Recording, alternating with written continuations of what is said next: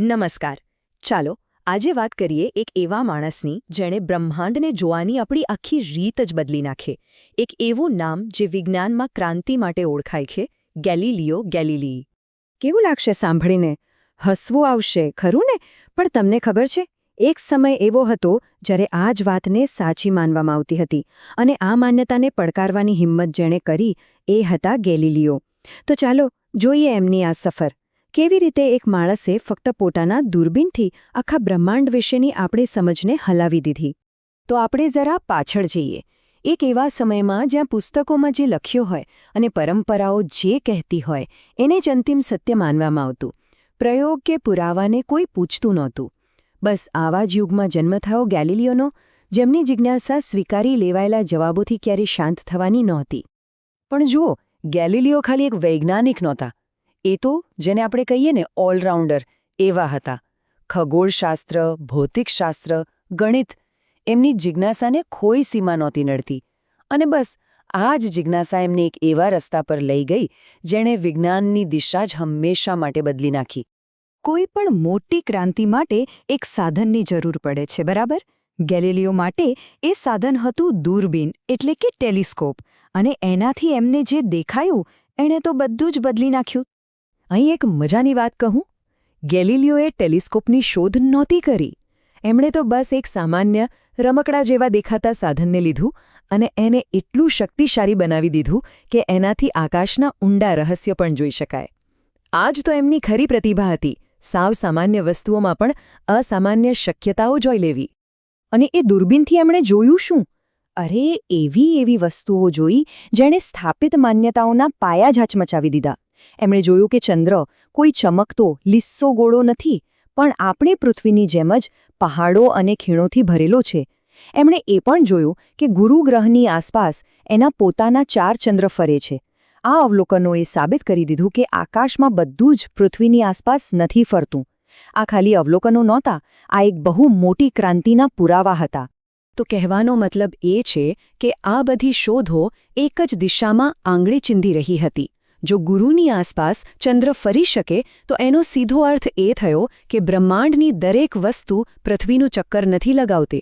અને બસ આ એક જ વિચારથી સદીઓ જૂની માન્યતાઓના પાયા હચમચવા લાગ્યા હતા.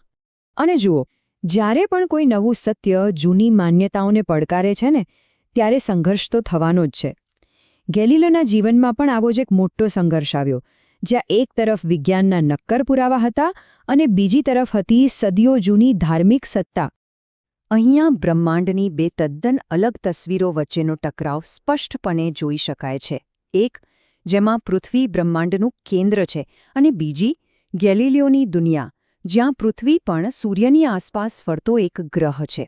આ ખાલી વિજ્ઞાનનો ઝઘડો નહોતો, આ તો માનવજાતના સ્થાન પર જ સવાલ હતો. સત્ય બોલવાની કિંમત, અને એ કિંમત ગેલિલિયોને ચૂકવવી પડી. એમના ક્રાંતિકારી વિચારોને ધર્મવિરોધી ગણવામાં આવ્યા.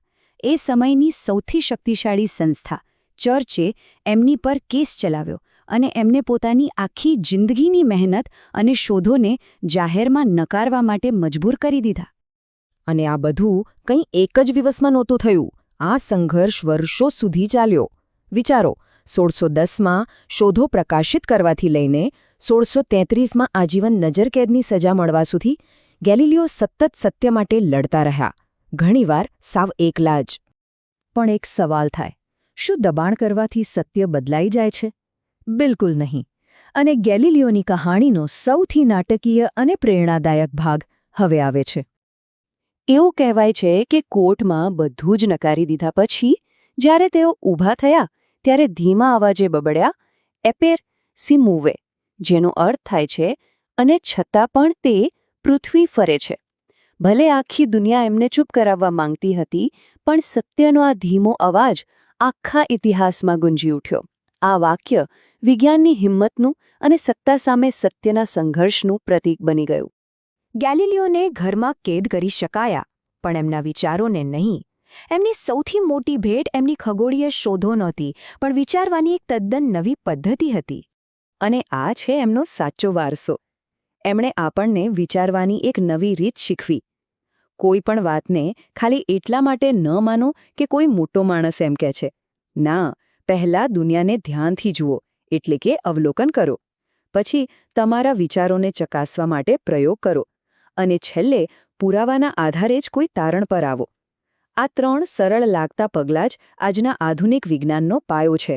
અને બસ આ જ કારણે આપણે ગેલિલિયોને ગર્વથી આધુનિક વિજ્ઞાનના પિતા કહીએ છીએ. એમણે વિજ્ઞાનને માન્યતાઓ અને અંધશ્રદ્ધાના બંધનમાંથી મુક્ત કર્યું અને એને પ્રયોગ અને પુરાવા પર આધારિત બનાવ્યું. આજની દરેક વૈજ્ઞાનિક શોધ, દરેક નવી ટેકનોલોજી ક્યાંક ને ક્યાંક એમના આ પાયા પર જ ઊભી છે. ગેલિલિયોની વાર્તા આપણને સૌને એક જ વાત યાદ અપાવે છે: જ્ઞાનની યાત્રા ક્યારેય પૂરી થતી નથી અને સવાલ પૂછવાનું ક્યારેય બંધ ન કરવું જોઈએ. તો ચાલો આપણે પણ વિચારીએ, આજે આપણે જેને એકદમ પાક્કું સત્ય માનીએ છીએ એવી કઈ વાતો હશે જેને આવનારા સમયનું વિજ્ઞાન ગેલિલિયોની જેમ જ પડકારશે? જવાબ ભવિષ્યમાં છુપાયેલો છે, અને કદાચ આપણી પોતાની જ જિજ્ઞાસામાં.